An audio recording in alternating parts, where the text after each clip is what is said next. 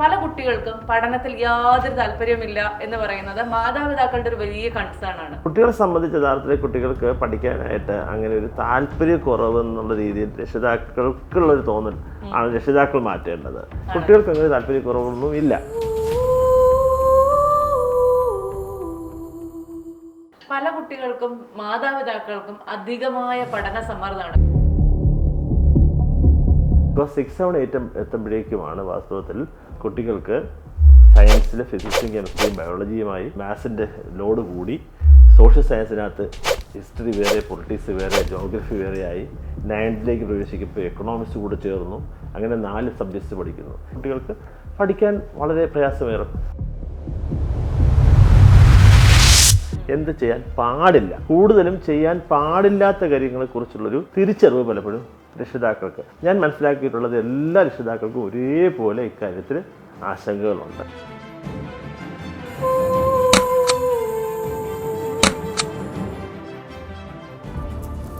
അമ്മമാർ പലപ്പോഴും sufficient age ഉള്ളവരല്ല. Young ഏജിൽ വിവാഹിതരായിട്ട് നേരത്തെ തന്നെ അമ്മയായി ആ കുഞ്ഞിനെ എങ്ങനെ വളർത്തണമെന്ന് തിരിച്ചറിയാത്ത അമ്മയും ഒപ്പം അച്ഛനുമാകുമ്പോൾ വാസ്തവത്തിൽ ഈ കുഞ്ഞിനെ അവർ പ്രൊട്ടക്റ്റ് ചെയ്യാൻ അവർക്ക് പലപ്പോഴും കഴിയാറില്ല.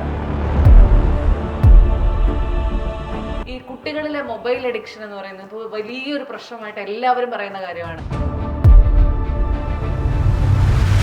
നമ്മൾ മൊബൈൽ ഉപയോഗിക്കുന്നതിൻ്റെ എണ്ണം ഒരു 2.5 കോടിയെന്ന് വിചാരിച്ചോ. ഇവിടെ 6 കോടി മൊബൈൽ ഉണ്ടാവും. നമ്മുടെ പോപ്പുലേഷൻ്റെ എണ്ണത്തിൻ്റെ ഓൾമോസ്റ്റ് 2 ഇരട്ടി 3 ഇരട്ടി മൊബൈൽ ഉണ്ടാവും. അപ്പോൾ ഇത്രത്തോളം മൊബൈൽ വീടുകളിൽ രക്ഷിതാക്കൾ ഉപയോഗിക്കുമ്പോൾ കുഞ്ഞിൻ്റെ കയ്യിൽ മൊബൈൽ എടുക്കാനുള്ള ആ ഒരു ശേഷി എന്ന് വരുന്ന അന്ന് മുതൽ കുഞ്ഞ് കയ്യിലെടുക്കും, ഉപയോഗിച്ചു തുടങ്ങും. കുട്ടികളുടെ സാന്നിധ്യത്തിൽ വായിക്കുന്നതും എഴുതുന്നതും അമ്മ ചെയ്യുന്നത് കണ്ടാൽ അച്ഛൻ ചെയ്യുന്നത് കാണാനും ഒരു അവസരം കുട്ടികൾക്ക്, പ്രത്യേകിച്ച് ആൺകുട്ടികളെ പോലുള്ള കിട്ടുകയാണെങ്കിൽ കുട്ടിക്ക് ഇത് അവരുടെ ഒരു ജീവിതത്തിൻ്റെ ഭാഗമാണ്. പൃഥ്വിരാജും അതുപോലെ തന്നെ ഇന്ദ്രജിത്തും രണ്ടുപേരും സുകുമാരൻ അന്ന് പഠിപ്പിച്ചത് സൈനിക് സ്കൂളിലാണ്. ആ സൈനിക് സ്കൂൾ ലൈബ്രറി മുഴുവൻ രണ്ടുപേരും വായിച്ചിട്ടുണ്ട്. മാത്രവുമല്ല, സുകുമാരൻ എന്ന് പറയുന്ന അതുല്യനായ നടൻ ഏറ്റവും വലിയ മക്കളെ വളർത്തിയപ്പോഴുള്ള സംഭാവന എന്ന് പറയുന്നത് വീട് മുഴുവൻ ലൈബ്രറി ആയിരുന്നു. ഇത് ഏറെക്കുറെ അവർ വായിച്ചു വളർന്നു. 12ാം ക്ലാസ് കഴിഞ്ഞ കോളേജിലൊരു നല്ല കോളേജിൽ അഡ്മിഷൻ കിട്ടാനോ ഒക്കെ നല്ല മാർക്ക് വേണ്ടേ? ഇനി അങ്ങോട്ട് 10ാം ക്ലാസ്സിലെ മാർക്കിൻ്റെ ബേസിസിലല്ല 11ലേക്കുള്ള അഡ്മിഷൻ. അപ്പോൾ ഈ CUET എക്സാമിനേഷൻ എന്ന് പറയുന്നത് ഓൾറെഡി രാജ്യത്തൊട്ടായ സിംഗിൾ എക്സാമിനേഷനായിട്ട് നടത്തുന്നതാണ്. അത് +2 കഴിയുന്ന എല്ലാ വിദ്യാർത്ഥികളും അപ്ലൈ ചെയ്യാറുണ്ട്. ഒരുപോലെ എഴുതാൻ കഴിയുന്നവരാണ്. അവർ ആഗ്രഹിക്കുന്ന കോഴ്സുകൾക്ക് ആഗ്രഹിക്കുന്ന യൂണിവേഴ്സിറ്റികളിൽ, കോളേജുകളിൽ അഡ്മിഷൻ കിട്ടും.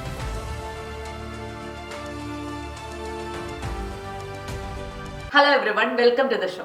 ഇന്നത്തെ കാലഘട്ടത്തിൽ ഞാൻ അടക്കമുള്ള ഒരുപാട് പാരൻസിന് ഭയങ്കര കൺഫ്യൂസിംഗ് ആയിട്ടുള്ള ഒരു കാര്യമാണ് നല്ലൊരു പാരന്റിങ് എങ്ങനെ കൊടുക്കാമെന്ന്. കാരണം നമ്മൾ ഓരോ ദിവസം നോക്കുമ്പോൾ വാട്സാപ്പിൽ ഒരു രീതി പറയും, ഇൻസ്റ്റഗ്രാമിൽ മറ്റൊരു രീതി പറയും, ഫേസ്ബുക്കിൽ മറ്റൊരു രീതി പറയും. ഇതെല്ലാം കാണുമ്പോൾ ഇതിൽ മികച്ചത് ഏത് എന്നുള്ള കാര്യത്തിൽ എല്ലാവർക്കും ഡൗട്ടാണ്. അപ്പോൾ ഈ ഒരു മേഖലയിൽ വർഷങ്ങളുടെ പ്രവൃത്തി പാരമ്പര്യമുള്ള ജ്യോതിസ് ഗ്രൂപ്പ് ഓഫ് സ്കൂൾസിന്റെ ഫൗണ്ടർ S. ജ്യോതിശ്ചന്ദ്രൻ സാറാണ് നമ്മളോട് ഉള്ളത്. Sir, welcome to the show.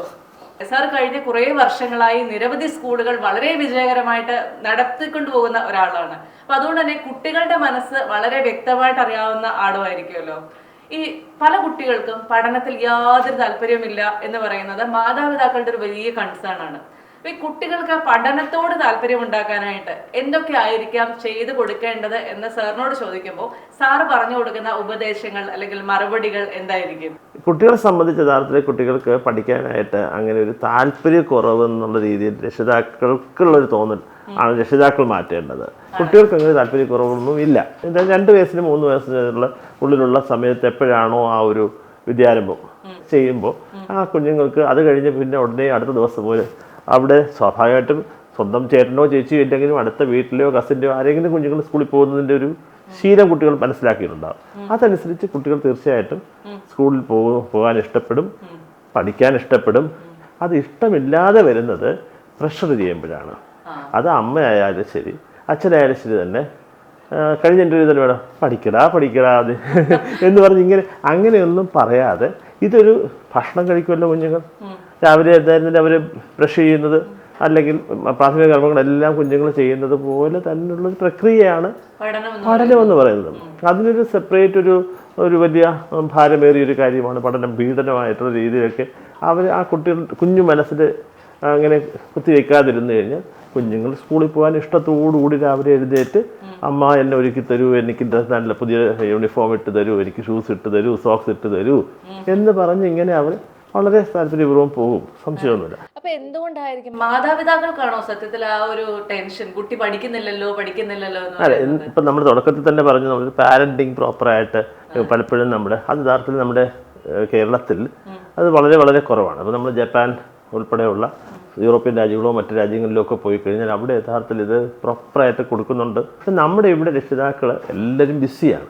അപ്പോൾ അതുകൊണ്ട് അവർക്ക് യഥാർത്ഥത്തിൽ അവരുടെ പ്രൊഫഷണൽ അല്ലെങ്കിൽ പേഴ്സണൽ അല്ലെങ്കിൽ ഹോംലി ആയിട്ടുള്ള എല്ലാ വർക്കിലും അവർ ഇമ്മേഴ്സ്ഡ് ആകുമ്പോൾ ആദ്യത്തെ ഒരു കുഞ്ഞുങ്ങളെ സ്കൂളിൽ വിടുന്നതും അവരെ പഠിപ്പിക്കുന്ന കാര്യങ്ങളിലും ഒക്കെ ഒരു ഉത്തരവാദിത്വം അവരിൽ ഉള്ളത് ചെയ്യും. പക്ഷെ പിന്നെ വരുമ്പോൾ എന്ത് ചെയ്യാൻ പാടില്ല, കൂടുതലും ചെയ്യാൻ പാടില്ലാത്ത കാര്യങ്ങളെക്കുറിച്ചുള്ളൊരു തിരിച്ചറിവ് പലപ്പോഴും രക്ഷിതാക്കൾക്ക്. അത് രക്ഷിതാക്കളെന്ന് പറയുന്നവരുടെ വിദ്യാഭ്യാസ യോഗ്യതയോ അവരുടെ പ്രൊഫഷണൽ കരിയറിനകത്തുള്ളവരുടെ ലെവലോ ഒന്നും വ്യത്യാസമില്ല. ഞാൻ മനസ്സിലാക്കിയിട്ടുള്ളത് എല്ലാ രക്ഷിതാക്കൾക്കും ഒരേപോലെ ഇക്കാര്യത്തിൽ ആശങ്കകളുണ്ട്. കാരണം മറ്റൊന്നും കൊണ്ടല്ല, അവർ പഠിച്ചു വന്ന കാലഘട്ടത്തിൽ നിന്ന് ഒരുപാട് മാറിയതുകൊണ്ട് പഠിപ്പിക്കുന്നത് അധ്യാപകരെക്കുറിച്ചും അവർക്ക് ആശങ്കകളുണ്ട്.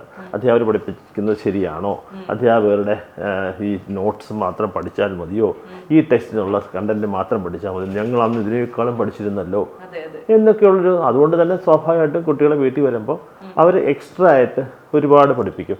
ഞാനൊരു രസകരമായൊരു ഉദാഹരണം ഒന്ന് പറഞ്ഞു കൊള്ളട്ടെ. അതായത് ഒരിക്കലൊരു ആ കുഞ്ഞിന് നമ്മുടെ രാജ്യത്തെ എത്ര സ്റ്റേറ്റ് ഉണ്ട്, 28 സ്റ്റേറ്റിനെ കുറിച്ചും അതിൻ്റെ ക്യാപിറ്റൽസിനെ കുറിച്ചും യൂണിയൻ ടെറിട്ടറീസിനെ കുറിച്ചും വേൾഡിലെ എത്ര നമുക്ക് ഭൂഖണ്ഡങ്ങൾ എത്രയുണ്ട്, കോണ്ടിനെൻറ്റ്സ് എത്രയുണ്ട്, അതിലെത്ര രാജ്യങ്ങളുണ്ട്, ഇങ്ങനെയുള്ള കുറേ ഡേറ്റ, കുറേ ഇൻഫർമേഷൻസ് കുട്ടിയിൽ 3, 3.5, 4 വയസ്സിനകം തന്നെ കുട്ടി പഠിച്ചു. ഇതെല്ലാം പറയും. അത് കേൾക്കുമ്പോൾ സ്വാഭാവികമായിട്ടും അമ്മയ്ക്കും അച്ഛനും ഭയങ്കര സന്തോഷമാണ്. അപ്പോൾ ടീച്ചേഴ്സ് വന്ന് എന്നോട് പറഞ്ഞു, ഇങ്ങനെ ഒരു കുട്ടിയുണ്ട്, അപാര കഴിവുള്ളൊരു കുട്ടിയാണ്. അങ്ങനെ ഞാൻ പറഞ്ഞിരിക്കുന്നതിന് പാരൻസിനെ ഒന്ന് കാണണം. അങ്ങനെ പാരൻസ് അച്ഛനും അമ്മയും എന്നെ കാണാൻ വന്നു. അച്ഛൻ IT പ്രൊഫഷണലാണ്, ജോലിയുണ്ട്. അമ്മയ്ക്ക് ജോലി ചോദിച്ചപ്പോൾ അമ്മയ്ക്ക് ജോലി ചെയ്യുന്നില്ല. എന്ത് ചെയ്യുന്നു?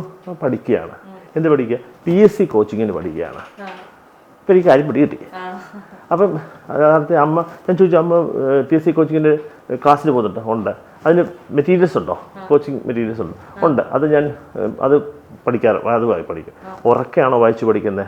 ആണ്, ഉറക്കെയാണ് വായിച്ചു പഠിക്കുന്നത്. ഹസ്ബൻഡ് ചോദ്യങ്ങൾ ചോദിച്ച് ഉത്തരം പറയിക്കാറുണ്ടോ? ഉണ്ട്. അപ്പം ഇതെല്ലാം കുഞ്ഞ് കേട്ട് പഠിക്കുക. അമ്മയ്ക്ക് അത്രയും ഫാസ്റ്റായിട്ട് പഠിക്കാൻ പറ്റില്ല. കാരണം അമ്മയ്ക്ക് അത്രയധികം, ഞാൻ നേരത്തെ പറഞ്ഞതുപോലുള്ള ഒരുപാട് റെസ്പോൺസിബിൾ വർക്ക്. ഹസ്ബൻഡ് കാര്യം നോക്കണം, കുഞ്ഞിൻ്റെ കാര്യം നോക്കണം, അടുക്കള കാര്യം നോക്കണം, അതുപോലെ പഠിക്കാൻ പോകണം, കോച്ചിങ് ക്ലാസ്സിന് പോകണം. ഇതെല്ലാം അമ്മയ്ക്ക് ഉണ്ട്. കുഞ്ഞിന് ഒരു കാര്യം ചെയ്യാനില്ലല്ലോ. കുഞ്ഞിതെല്ലാം അമ്മയെ അമ്മ സ്വയം പഠിക്കുന്നതും അച്ഛൻ ടെസ്റ്റ് ചെയ്ത് നടത്തുന്നതും എല്ലാം കേട്ട് പഠിക്കുന്നു. അപ്പോൾ കുട്ടി ഇത് മുഴുവൻ പഠിക്കുകയാണ്. ഞാനത് ഈ പാരൻസിനോട് പറഞ്ഞു, ഇത് ഒരിക്കലും ചെയ്യാൻ പാടില്ല. കുഞ്ഞിനെ ഇത് നിങ്ങൾ പ്രോത്സാഹിപ്പിക്കുന്നുകൊണ്ടാണ് കുഞ്ഞിത് പറയുന്നത്. കുഞ്ഞ് ഇറലവൻ്റ് ആയിട്ടുള്ള കാര്യങ്ങളാണ് കുഞ്ഞ് ഇതെല്ലാം മനസ്സിലാക്കുന്നത്. ഇത് ഭാവിയിൽ കുഞ്ഞിനെ ഒരുപാട് ദോഷകരമായി ബാധിക്കും. കുഞ്ഞിന് ആ പ്രായത്തിൽ പഠിക്കേണ്ടത് കളേഴ്സ്, ഫ്രൂട്ട്സ് നെയിംസ്, വെജിറ്റബിൾസ്, അല്ലെങ്കിൽ വെഹിക്കിൾസ്, ഇതിൻ്റെ എല്ലാം പേര് പഠിപ്പിക്കാം. അപ്പം ഇതൊക്കെയാണ് കുഞ്ഞ് ഒരു വീട്ടിലുള്ള തന്നെ ഹൗസ് ഹോൾഡ് ഐറ്റംസ്, അല്ല മറ്റെന്തൊക്കെയാണോ ഡെയിലി നമ്മൾ കുഞ്ഞ് കാണുന്നത്. ഞാൻ ഇപ്പം ചോദിച്ചില്ലേ, കുഞ്ഞുങ്ങളെ സംബന്ധിച്ച് അവർ യഥാർത്ഥത്തിൽ പഠിച്ച് വളരുമ്പോൾ അവർക്കുണ്ടാകുന്ന സംശയങ്ങൾ, അല്ലെങ്കിൽ രക്ഷിതാക്കൾ എങ്ങനെ, അല്ലെങ്കിൽ അധ്യാപകർ എങ്ങനെ അവർ ആ സംശയങ്ങൾ മാറ്റുന്നു. രസകരമായ ഒരു അനുഭവകഥയാണ്, അതൊരു കഥയല്ല. അപ്പോൾ ക്ലാസ് ഇതുപോലെ ഞങ്ങളുടെ സ്കൂളിൽ തന്നെയാണ് ഒരു അധ്യാപകൻ ഇതുപോലെ ക്ലാസ്സിൽ സോഷ്യൽ സയൻസും സാർ എടുക്കുന്നുണ്ട്, GK എടുക്കാറുണ്ട്. ചെറിയ ക്ലാസ്സാണ്, 2nd സ്റ്റാൻഡേർഡോ മറ്റുമാണ്. അപ്പോൾ അങ്ങനെ ആ സാറ് പഠിപ്പിക്കുമ്പോഴേക്കും കുട്ടിക്ക് വളരെ രസകരമായിട്ട് ഇങ്ങനെ ഒരു ആൽമരത്തിനെ കുറിച്ച് വളരെ നന്നായിട്ട് വർണ്ണിച്ചു. ആൽമരത്തിൻ്റെ അത് പ്ലാന്റ് ചെയ്യുന്നത് ഒരു ചെറിയ ഇതല്ലേ, ചെറിയ കളവ് പോലുള്ളതിൽ നിന്നാണ് അത് വളർന്നു വന്ന് കഴിയുമ്പോഴേക്കും വലിയ മരമാവും. ഒരു പ്രദേശം മുഴുവൻ അതിങ്ങനെ തണൽ നൽകുന്ന മരമായി തീരും. അതിൻ്റെ വേരുകളുണ്ട്, വേരുകളും ഒക്കെ നമുക്ക് കാണാൻ സാധാരണ കുഞ്ഞ് കേട്ടിട്ടുള്ളത് അതുവരെ വേരുകളെല്ലാം ഭൂമിക്കടിയിൽ നിന്നാണ്. അപ്പോൾ ഇത് മരത്തിൻ്റെ ശിഖരത്തിൽ നിന്ന് തന്നെ വേരുകൾ വരുന്നു. ആ വേരുകളെല്ലാം തന്നെ വീണ്ടും മണ്ണിൽ നിന്ന് പോയിട്ട് അതിന് വേണ്ടുന്ന ജലവും അതുപോലെ തന്നെ വളവും എല്ലാം അതെടുക്കത്തും അങ്ങനെ വലിയതായിട്ട് വളരും. അങ്ങനെ ഒരു പ്രദേശത്തിന് മുഴുവൻ തണൽ നൽകുന്ന വലിയ മരമാണ് ഈ ആൽമരം എന്നൊക്കെ പറഞ്ഞ് ഭംഗിയായിട്ട് പറഞ്ഞു. അപ്പോൾ കുട്ടികൾക്ക് ഭയങ്കര ആകാംക്ഷയായി ആൽമരം കാണാനായിട്ട്. അപ്പോൾ കുട്ടികളൊക്കെ പറഞ്ഞു, നിങ്ങൾ കണ്ടിട്ടില്ലേ? ഇല്ല, ഞങ്ങൾ കണ്ടിട്ടില്ല, ആൽമരം ഞങ്ങൾ കണ്ടിട്ടില്ല. ഞങ്ങളുടെ വീട്ടിൽ ഉള്ള മാവ് അല്ലെങ്കിൽ പ്ലാവ് അതുപോലുള്ള ട്രീസ് അതുപോലെ അവർ യഥാർത്ഥത്തിൽ ഇത് പറയുമ്പോഴൊക്കെ അവരെ സംബന്ധിച്ച് ഇംഗ്ലീഷ് വേർഡ്സാണ് അവർ കൂടുതൽ വരുന്നത്. അപ്പോൾ സാർ ഇത് വളരെ വിശദീകരിച്ച് പറഞ്ഞു. അപ്പോൾ വീട്ടിൽ വന്ന് അമ്മയോട് പറഞ്ഞു. അമ്മ ഒരു ടീച്ചറാണ്. അമ്മ വളരെ സ്ട്രിക്റ്റായിട്ട് ഇംഗ്ലീഷിൽ മാത്രം കുഞ്ഞുങ്ങളെ വളർത്തുന്ന, കുട്ടികളെ ഇംഗ്ലീഷ് വേർഡ് ഉപയോഗിച്ച് മാത്രം പഠിപ്പിക്കുന്ന ഒരു അധ്യാപികയാണ്. അപ്പോൾ അതുകൊണ്ട് ഈ അമ്മയോട് വന്ന് പറഞ്ഞു, അമ്മ എനിക്ക് ഇങ്ങനെ ഒരു ആൽമരത്തിനെ കുറിച്ച് സാറ് പറഞ്ഞു, എനിക്ക് ആൽമരം സാറിൻ്റെ കൂടെ ഒരു ദിവസം വീട്ടിൽ പോകുമ്പോൾ സാറ് കാണിച്ചു തരാം, ഞങ്ങൾ സ്കൂൾ ബസ്സിൽ തന്നെ കൊണ്ടുപോകാം, സേഫായിട്ട് കൊണ്ടുവരാം, ആൽമരം കാണിച്ചു തരാമെന്ന് പറഞ്ഞു. ഞങ്ങൾ പൊക്കോട്ടെ. മോള് ആൽമരം കണ്ടിട്ടില്ലേ? മോൾ ആൽമരം എല്ലാ ദിവസവും കാണുന്നതല്ലേ? ഞാൻ കണ്ടിട്ടൊന്നുമില്ല അമ്മ. മോളെ നമ്മൾ എല്ലാ ദിവസവും പോയി ബസ് കാത്തിരിക്കുന്നത് ആൽമരത്തിൻ്റെ തണലിലാണ്. വലിയ തണൽ വൃക്ഷമാണത്. അതേതാ? നമ്മുടെ ബസ് കയറാൻ നിൽക്കുന്ന മരം ജംഗ്ഷനല്ലേ, ബസ് സ്റ്റോപ്പില്ലേ, അവിടെ നിൽക്കുന്ന വലിയ മരമാണ് സാറീ പറഞ്ഞത്. ഓ, അത് അമ്മ ബനിയൻ ട്രീ അല്ലേ? മോള് ബനിയൻ ട്രീ തന്നെയാണ് സാറ് പറഞ്ഞ ആൽമരം. അല്ലല്ലല്ല, അമ്മ ഇതുവരെ എനിക്ക് പറഞ്ഞു തന്നിട്ടില്ലല്ലോ. അപ്പം ഇങ്ങനെയാണ് പലപ്പോഴും കുട്ടികൾക്ക് നമ്മൾ മലയാളികളാണ്.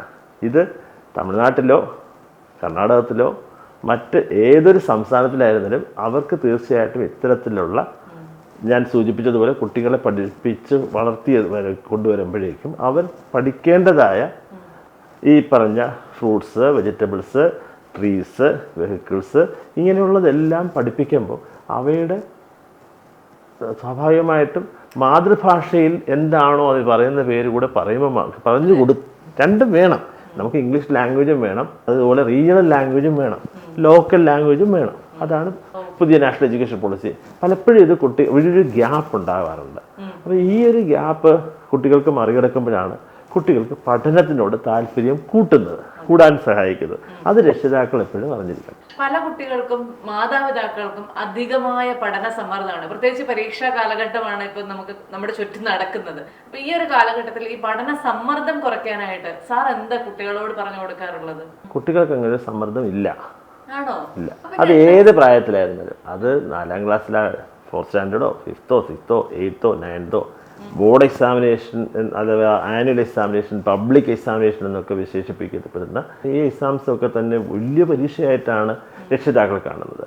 അതിനേക്കാളും വളരെ സങ്കടകരമായ കാര്യം പലപ്പോഴും ഞാൻ തന്നെ ഇതൊക്കെ എൻ്റെ അനുഭവത്തിലുള്ളതാണ്. 9th കുട്ടി 8ാം ക്ലാസ്സിൽ നിന്ന് കുട്ടി 9ാം ക്ലാസ്സിലേക്ക് പ്രവേശിക്കുന്നതോടുകൂടി പാരൻസിന് വല്ലാത്ത ഉത്കണ്ഠയാണ്. എൻ്റെ മോള് 9th അടുത്ത വർഷം, അത് കഴിഞ്ഞ പിന്നെ 10th ആയി. 2 വർഷം വളരെ ക്രൂഷ്യലാണ്. ഇത് കുട്ടികൾക്ക് അങ്ങനെ ഒരു ഫീലിംഗേ ഇല്ല. 8th, 9th, 10th, 11th, 12th ഇത്രയേ ഉള്ളൂ. പക്ഷേ ഇവിടെ രക്ഷിതാക്കൾ ഇതിനെ വലിയൊരു ഭാവി നിർണ്ണയിക്കുന്നൊരു പരീക്ഷയാണ്. പണ്ട് 10ാം ക്ലാസ് SLC എന്ന് പറയുന്നത് വലിയ ഇതായിരുന്നു. ഇപ്പം അത് മാറിയിട്ട് രക്ഷിതാക്കളുടെ മനസ്സിൽ നിന്ന് മാറിയിട്ടില്ല. അപ്പോൾ ഇതാണ് കുട്ടികളിലേക്ക് രക്ഷിതാക്കളിൽ നിന്നും അടിച്ചേൽപ്പിക്കപ്പെടുകയാണ്. രക്ഷിതാക്കളിൽ നിന്നും ഒപ്പം ഓഫ് കോഴ്സ് അധ്യാപകർക്ക് ഇതിനകത്തൊരു പങ്കുണ്ട്, സ്കൂൾ അതോറിറ്റീസിന് പങ്കുണ്ട്. സ്കൂളുകളെ സംബന്ധിച്ച് ഒരു മത്സരമാണ്. ഏറ്റവും മികച്ച റിസൾട്ട് പ്രൊഡ്യൂസ് ചെയ്യുക, റാങ്ക് നേടുക. റാങ്കില്ല. ഇപ്പോൾ സ്റ്റേറ്റ് സിലബസ് റിസൾട്ടിനകത്തും ഇല്ല, CBSE റിസൾട്ടിനകത്തും അങ്ങനെയൊന്നും റാങ്കേ ഇല്ല. ഇപ്പോൾ യഥാർത്ഥത്തിൽ സ്റ്റേറ്റ്സിനെ സംബന്ധിച്ച് സ്റ്റേറ്റ് സിലബസ് റിസൾട്ട് വരുമ്പോഴേക്കും ഇത്ര പേർക്ക് A ഗ്രേഡ്, A+, അതിങ്ങനെ പറയുന്നു എന്നുള്ളതേ ഉള്ളൂ.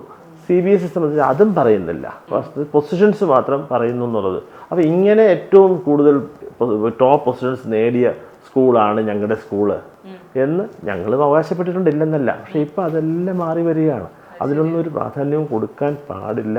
കാരണം ഇതെല്ലാം കുട്ടികളിൽ കൂടുതൽ സ്ട്രെസ്സ്, ഒരുപാട് അവരുടെ ഒരു അംബിഷൻസിൻ്റെ ലക്ഷ്യത്തിലൂടെ അവർക്ക് അവരുടെ പഠനത്തിനെ ഭയങ്കരമായിട്ട് ഭയത്തോടുകൂടി കാണുന്ന രീതിയിലേക്ക് മാറും. അതെല്ലാത്തിൻ്റെയും പിന്നിൽ പാരൻസാണ്. ഇവിടെയാണ് നമ്മൾ പാരൻറ്റിങ് എന്ന് പറയുന്നതിൻ്റെ ഒരു പ്രസക്തി വളരെ പ്രാധാന്യം അർഹിക്കുന്നത്. ബിക്കോസ് പാരൻസിൻ്റെ കാലത്തെക്കുറിച്ചും അവരുടെ രക്ഷിതാക്കൾ വളർത്തിയ കാലഘട്ടത്തിലെ കുറിച്ചും അതുപോലെയാണ് ഇനി എൻ്റെ മക്കൾ ഇനിയും വളരേണ്ടത്, പഠിക്കേണ്ടത്. ആ കാലം മാറി.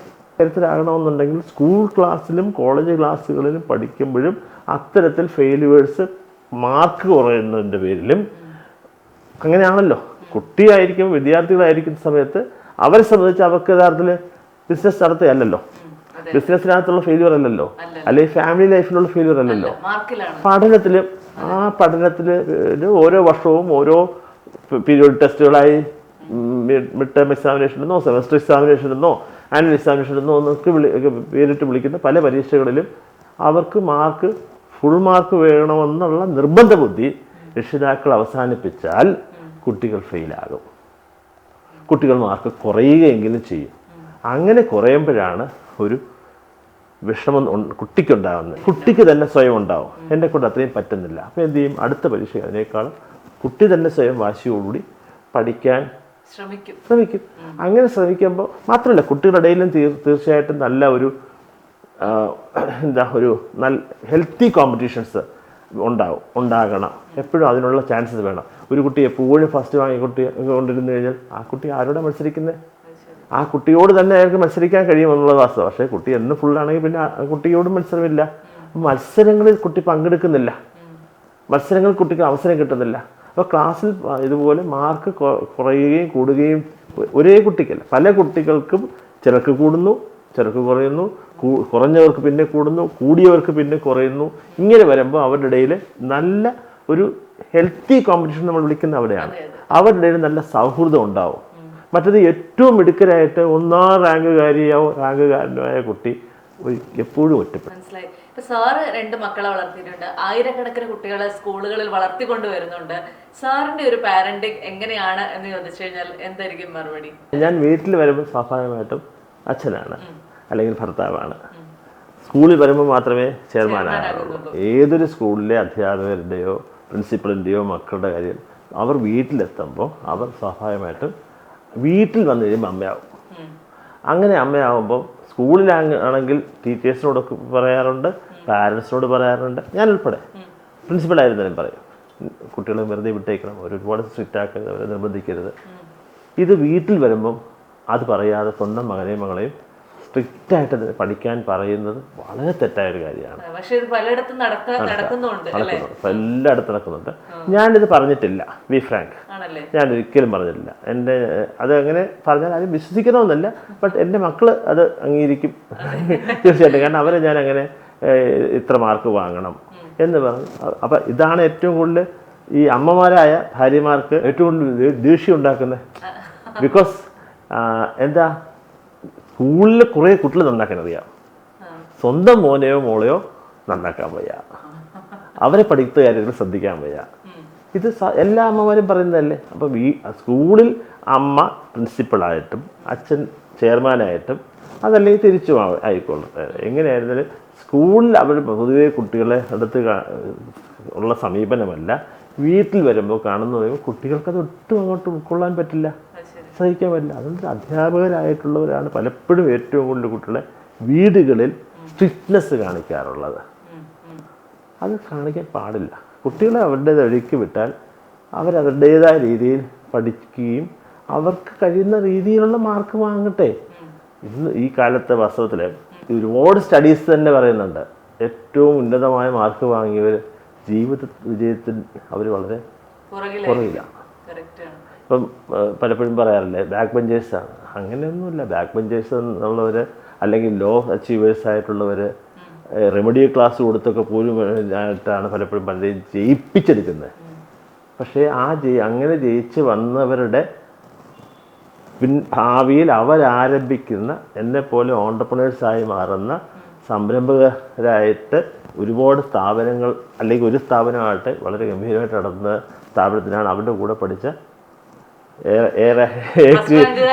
First rank second.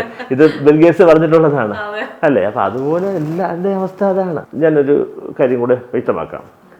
പൊതുവെ ക്ലാസ്സിൽ കുട്ടികൾ പാരൻസിന് നിർബന്ധമാണ് എപ്പോഴും എൻ്റെ മകൾ ഒന്നാമതായിരിക്കണം. സ്വാഭാവികമായിട്ട് first standard, second standard, third, fourth, fifth ക്ലാസ്സിലൊക്കെ കഴിഞ്ഞിരിക്കും. 6, 7, 8 അത് കഴിയാതിരിക്കും. ബിക്കോസ് 6, 7, 8 എത്തുമ്പോഴേക്കുമാണ് വാസ്തവത്തിൽ കുട്ടികൾക്ക് സയൻസിൽ ഫിസിക്സും കെമിസ്ട്രിയും ബയോളജിയുമായി മാത്സിൻ്റെ ലോഡ് കൂടി, സോഷ്യൽ സയൻസിനകത്ത് ഹിസ്റ്ററി വേറെ, പൊളിറ്റിക്സ് വേറെ, ജോഗ്രഫി വേറെയായി 9th പ്രവേശിക്കുമ്പോൾ എക്കണോമിക്സ് കൂടെ ചേർന്നു. അങ്ങനെ 4 സബ്ജക്ട്സ് പഠിക്കുന്നു. ഇതെല്ലാം പഠിക്കുമ്പോൾ അതിനനുസരിച്ചുള്ള പഠനഭാരം, സിലബസിൻ്റെ വർധനവ് മൂലം, അതുപോലെ ഈ പറഞ്ഞതുപോലെ ബൈഫർക്കേഷൻസ് വന്നു കഴിയുമ്പോൾ സബ്ജക്ട്സിൻ്റെ എണ്ണം കൂടുമ്പോൾ കുട്ടികൾക്ക് പഠിക്കാൻ വളരെ പ്രയാസമേറും.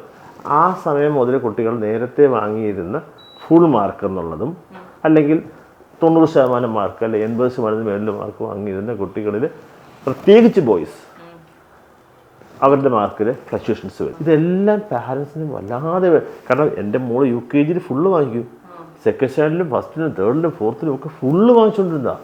ഇപ്പം സ്കൂളിലൊന്നും പഠിപ്പിക്കുന്നില്ല, സ്കൂളിലെ ടീച്ചേഴ്സ് ഒട്ടും നന്നായി നോക്കുന്നില്ല. ഇതാണ് പരാതി. കുട്ടി വളർന്നു, കുട്ടിയുടെ സിലബസ് അനുസരിച്ച് വളർന്നു. അപ്പോൾ ആ സിലബസിൻ്റെ, സബ്ജക്ട്സിൻ്റെ ഇതുപോലുള്ള ഭാരം കൂടുമ്പോൾ, കരിക്കുലത്തിൻ്റെ ഹെവിനെസ് കൊണ്ട് കുട്ടിക്ക് അത്രയും പഠിച്ചെത്താൻ കഴിയില്ല. അങ്ങനെ മാർക്കുകൾ നഷ്ടപ്പെടുകയും അവർ ഒരു പക്ഷേ ഫെയിലാവുകയും ഒക്കെ ചെയ്യുന്ന രീതിയിൽ അവർ പ്രതിസന്ധിയാണ് അവിടെ ഉണ്ടാകുന്നത്. ആ പ്രതിസന്ധി, ഫെയിലുവർ എന്ന് പറയുന്നതാണ് ജീവിതത്തിൽ ഏറ്റവും കൂടുതൽ നമ്മൾ നേരിട്ട് അതിനെ മറികടക്കാനുള്ള ഊർജവും ആർജവവും അതിനുള്ള കരുത്തും നേടിയിരിക്കേണ്ടത്.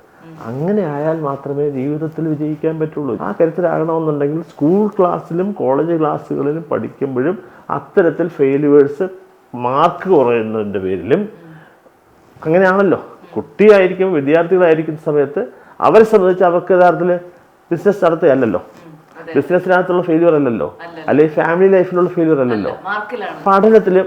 ആ പഠനത്തിൽ ഓരോ വർഷവും ഓരോ പീരിയോഡ് ടെസ്റ്റുകളായി മിഡ് ടേം എക്സാമിനേഷൻ എന്നോ സെമസ്റ്റർ എക്സാമിനേഷൻ എന്നോ ആനുവൽ എക്സാമിനേഷൻ എന്നോ എന്നൊക്കെ പേരിട്ട് വിളിക്കുന്ന പല പരീക്ഷകളിലും അവർക്ക് മാർക്ക്, ഫുൾ മാർക്ക് വേണമെന്നുള്ള നിർബന്ധ ബുദ്ധി രക്ഷിതാക്കൾ അവസാനിപ്പിച്ചാൽ കുട്ടികൾ ഫെയിലാകും, കുട്ടികൾ മാർക്ക് കുറയുകയെങ്കിലും ചെയ്യും. അങ്ങനെ കുറയുമ്പോഴാണ് ഒരു വിഷമം കുട്ടിക്കുണ്ടാകുന്നത്. രക്ഷിതാക്കൾക്കല്ല, കുട്ടിക്ക് തന്നെ സ്വയം ഉണ്ടാവും, എന്നെ കൊണ്ട് അത്രയും പറ്റുന്നില്ല. അപ്പോൾ എന്ത് ചെയ്യും? അടുത്ത പരീക്ഷ അതിനേക്കാളും കുട്ടി തന്നെ സ്വയം വാശിയോടുകൂടി പഠിക്കാൻ ശ്രമിക്കും. മറ്റത് ഏറ്റവും മിടുക്കരായിട്ട് 1ാം റാങ്കുകാരനായ കുട്ടി എപ്പോഴും ഒറ്റപ്പെടും. മനസ്സിലായി. സാർ ഇപ്പൊ പറഞ്ഞില്ലേ പരാജയം എന്ന് പറയുന്നത് വിജയത്തിന്റെ ഒരു ചവിട്ട് പാതയാണെന്ന് പറഞ്ഞില്ലേ. അപ്പൊ ഞാൻ ആലോചിക്കായിരുന്നു, പക്ഷെ പരാജയപ്പെടുന്ന വിദ്യാർത്ഥികളെ ഈ പാരന്റ്സ് ഒക്കെ ആ രീതിയിലേക്കാണോ ട്രീറ്റ് ചെയ്യാറുള്ളത്? സാറിന് തന്നെ ഒരുപാട് അനുഭവങ്ങൾ ഉണ്ടാവില്ലേ? അപ്പൊ അതിന് സാർ എന്താ അപ്പൊ അവരോട് പറഞ്ഞു കൊടുക്കാറുള്ളത്? ഈ മാതാപിതാക്കളെ ആദ്യം നമ്മൾ ബോധവൽക്കരിക്കണമല്ലോ, അതിനെന്താ സാറ് പറഞ്ഞു കൊടുക്കാറുള്ളത്? ഞാനിത് ഇപ്പൊ പറഞ്ഞ രീതിയിൽ തന്നെയാണ് പലപ്പോഴും പറയാറുണ്ട്. ബട്ട് പാരന്റ്സ് കേൾക്കാനേ തയ്യാറില്ല. എന്താ ചെയ്യുക? പക്ഷെ അപ്പോഴും സാറേ ഞാനൊരു കാര്യം ചോദിക്കട്ടെ, ഇപ്പൊ നമ്മൾ എന്തുകൊണ്ടാണ് മാതാപിതാക്കൾ 90% മാർക്ക് വേണമെന്ന് വാശി പിടിക്കുന്നത്? ഈ 10ാം ക്ലാസ് കഴിഞ്ഞ് 11ാം ക്ലാസ്സിലേക്ക് ചെല്ലാനോ, അല്ലെങ്കിൽ 12ാം ക്ലാസ് കഴിഞ്ഞ് കോളേജിലൊരു നല്ല കോളേജിൽ അഡ്മിഷൻ കിട്ടാനോ ഒക്കെ നല്ല മാർക്ക് വേണ്ടേ? ഇനി അങ്ങോട്ട് ഈ 10ാം ക്ലാസ്സിലെ മാർക്കിന്റെ ബേസിസിലല്ല 11ലേക്കുള്ള അഡ്മിഷൻ. കോമൺ ആയിട്ട് സെൻട്രൽ യൂണിവേഴ്സിറ്റി എലിജിബിലിറ്റി ടെസ്റ്റ് എന്ന് പറയുന്ന CUET-യും അതുപോലെ കോമൺ എൻട്രൻസ് എക്സാമിനേഷനും, അതുപോലെ തന്നെ കേരളത്തിൽ തന്നെ എടുത്തു കഴിഞ്ഞാൽ കേരള യൂണിവേഴ്സിറ്റിയുടെയോ ക്യുസാറ്റിൻ്റെയോ മഹാത്മാഗാന്ധി യൂണിവേഴ്സിറ്റിയുടെയോ കാലിക്കറ്റ് യൂണിവേഴ്സിറ്റിയുടെയോ ഒക്കെ അവർ നടത്തുന്ന എക്സാമിനേഷൻസ് ഉണ്ട്. ഇനി അതെല്ലാം തന്നെ ഏകീകരിച്ചേക്കും. അപ്പോൾ ഈ CUET എക്സാമിനേഷൻ എന്ന് പറയുന്നത് ഓൾറെഡി രാജ്യത്തൊട്ടായ സിംഗിൾ എക്സാമിനേഷനായിട്ട് നടത്തുന്നതാണ്. അത് +2 കഴിയുന്ന എല്ലാ വിദ്യാർത്ഥികളും അപ്ലൈ ചെയ്യാറുണ്ട്, ഒരുപോലെ എഴുതാൻ കഴിയുന്നവരാണ്. അവർക്ക് എഴുതുമ്പോൾ അവരുടെ റിസൾട്ടിനകത്ത് ഞാൻ സൂചിപ്പിച്ചു 99.99999 7 ഡെസിമലിലാണ് മാർക്കിൻ്റെ പെർസെൻറ്റേജ് റാങ്ക് വരുന്നത്. പെർസെൻറ്റേജ് റാങ്ക് എന്നാണ് പറയുന്നത്. ആ 7 ഡെസിമൽസിൽ 7th ഡെസിമൽ കുറഞ്ഞ് വരും. ഒടുവിൽ 7 ഡെസിമലിൽ താഴ്ന്ന് 99.99 നിന്ന് 99.1 സംതിങ്ങിൽ നിന്ന് 98ലേക്ക് വരാനും 97ലേക്ക് വരാനും, അങ്ങനെ 90 താഴെ പോകാനായിട്ട് തന്നെ 90ക്ക് മുകളിൽ 100 വാങ്ങും, 100 വാങ്ങിയേക്കാം. അപ്പോൾ അത്രയും കുട്ടികൾ തന്നെ തൗസൻഡ്സ് ആണ്, ഓർ 10,000s ആണ്. ആയിരക്കണക്കിനോ 10,000കണക്കിനോ കുട്ടികൾ രാജ്യത്തൊട്ടാകെ വാങ്ങുന്നുണ്ട്. അതുകൊണ്ട് അവർക്ക് അവർ ആഗ്രഹിക്കുന്ന കോഴ്സുകൾക്ക് ആഗ്രഹിക്കുന്ന യൂണിവേഴ്സിറ്റികളിൽ, കോളേജുകളിൽ അഡ്മിഷൻ കിട്ടും. ഈ CUET എക്സാമിനേഷൻ ഇവിടെ കേരളത്തിലൊരു സർവകലാശാലയാണുള്ളത്, കേന്ദ്ര സർവകലാശാല കാസർഗോഡാണ്. ആ സർവകലാശാലയുടെ പലരും കരുതുന്നത് അവിടെ മാത്രം അഡ്മിഷൻ കിട്ടാനാണ് CUT എഴുതുന്നത്. അല്ല, ക്യുസാറ്റ് ഉൾപ്പെടെ നമ്മുടെ കേരള യൂണിവേഴ്സിറ്റിയുടെയും മറ്റ് യൂണിവേഴ്സിറ്റികളുടെയും പല കോളേജുകളിലും പല കോഴ്സിനും അഡ്മിഷൻ ഈ റിസൾട്ടിൽ നിന്ന് എടുക്കുന്നുണ്ട്. ഇത്തരത്തിലുള്ള ഒരുപാട് സ്കോപ്പ് ഓരോ എൻട്രൻസിൻ്റെയും എക്സാമിനേഷൻ അപ്പിയർ ചെയ്യുന്ന കുട്ടികൾക്ക് ലഭിക്കുന്നുണ്ട്. ഇനി നമ്മുടെ കേരള യൂണിവേഴ്സിറ്റിയിലോ കേരളത്തിനകത്തെ നമ്മുടെ സംസ്ഥാനത്തിലെ യൂണിവേഴ്സിറ്റികളുടെ കാര്യത്തിൽ വന്നു കഴിഞ്ഞാൽ കുട്ടികൾക്ക് 20 കോളേജുകൾ സെലക്ട് ചെയ്യാം. അതുപോലെ ഓരോ കോളേജുകളും ആ യൂണിവേഴ്സിറ്റിയും ഓഫർ ചെയ്യുന്ന അത്രയും സബ്ജക്ട്സ്, മെയിൻ സബ്ജക്ട്സിനും അവർക്ക് സെലക്ഷന് ആദ്യം തന്നെ അപ്ലൈ ചെയ്യാം. ഫസ്റ്റ് അലോട്ട്മെൻറ്റിൽ അവർക്ക് അപൂർവം കുട്ടികൾക്ക് അവരാഗ്രഹിക്കുന്ന കോളേജിൽ ആഗ്രഹിക്കുന്ന തന്നെ അവരുടെ ആപ്റ്റിറ്റ്യൂഡിനനുസരിച്ചുള്ള സബ്ജക്റ്റ് സെലക്ഷൻ തന്നെ കിട്ടിയെന്ന് വരും. അത് ചിലർക്ക് കിട്ടിയെന്ന് വരില്ല. അത് കിട്ടാതെ വന്നാലും ഒരു പക്ഷേ അൺഎയ്ഡഡ് കോളേജിലായിരിക്കും കിട്ടുക. ഗവൺമെൻറ് കോളേജിൽ കിട്ടണമെന്നില്ല, വളരെ റെപ്യൂട്ടഡായിട്ട് എയ്ഡഡ് കോളേജിൽ കിട്ടണമെന്നില്ല. അങ്ങനെ വന്നാൽ അവർ അൺഎയ്ഡഡ് കോളേജിൽ കിട്ടുമ്പോൾ ചില കുട്ടികൾ അഡ്മിഷന് ആ ഫസ്റ്റ് അലോട്ട്മെൻറ്റിൽ അവർ രജിസ്റ്റർ ചെയ്ത് അവർ പേയ്മെൻറ്റ് അടക്കില്ല, അഡ്മിഷൻ എടുക്കില്ല. പിന്നെ അവർക്ക് ആ വർഷം അഡ്മിഷൻ കിട്ടില്ല. ആ വർഷം അഡ്മിഷൻ കിട്ടില്ല. ഇത് പല രക്ഷിതാക്കളും കുട്ടികൾക്കും അടച്ചു വെക്കണം. പിന്നെ വീണ്ടും യഥാർത്ഥത്തിൽ അപ്പോഴേക്കും സെക്കൻഡ് അലോട്ട്മെൻറ്റിൽ ഓപ്ഷനുള്ള സ്കോപ്പായി. അപ്പോൾ സെക്കൻഡ് അലോട്ട്മെൻറ്റിൽ വീണ്ടും വരും. ആ വീണ്ടും വരുമ്പോൾ ആദ്യം എടുത്തത് രജിസ്റ്റർ ചെയ്ത് പേയ്മെൻറ്റ് അടച്ചത് ഏത് കോളേജിലായിരുന്നാലും അതേ കോളേജിലല്ല, കോളേജ് മാറിയാലും യൂണിവേഴ്സിറ്റി മാറിയാലും ട്രാൻസ്ഫർ ചെയ്യും. ആ എമൗണ്ട് ട്രാൻസ്ഫർ ചെയ്യും. ആ കുട്ടിയുടെ അഡ്മിഷൻ മറ്റൊരു കോളേജിലേക്ക് ഇവർ ഓപ്ഷൻ കൊടുക്കുന്നതിനനുസരിച്ച് ട്രാൻസ്ഫർ ചെയ്യപ്പെടും. അത് തേർഡ് അലോട്ട്മെൻറ്റിൽ വീണ്ടും സ്കോപ്പുണ്ട്, ഫോർത്ത് അലോട്ട്മെൻറ്റിൽ വീണ്ടും സ്കോപ്പുണ്ട്. ഇനി ഫോർത്ത് അലോട്ട്മെൻറ്റ് വരെയാണ് പൊതുവേ ഉണ്ടാകാറുള്ളത്. അപൂർവമായിട്ട് ഫിഫ്ത്ത് ആവാം, ഇല്ലെങ്കിൽ സപ്ലിമെൻ്ററി ലിസ്റ്റ് വരും.